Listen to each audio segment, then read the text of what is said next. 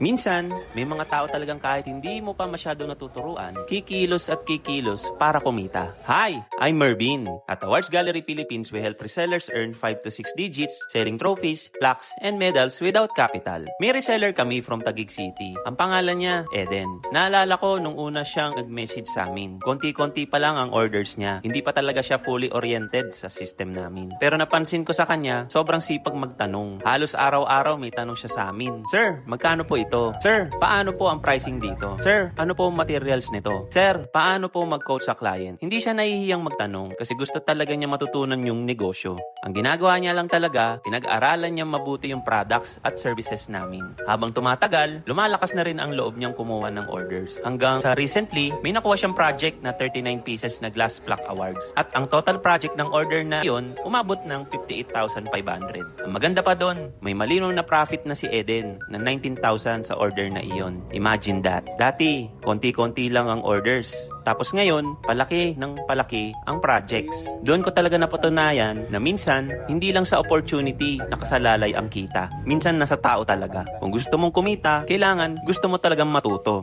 Gusto mong pag-aralan ang ginagawa mo at mahalin mo rin yung negosyo na pinasok mo. Kasi kapag may effort at consistency, unti-unti rin talagang lalaki ang results. Kaya kung gusto mo rin magkaroon ng ganitong opportunity na kumita sa trophies, plaques at medals kahit wala ka sariling machine o malaking kapital, hi! I'm Mervin. At Awards Gallery Philippines, we help resellers earn 5 to 6 digits, selling trophies, plaques, and medals without capital. Message mo lang ako kung gusto mo rin malaman kung paano magsimula.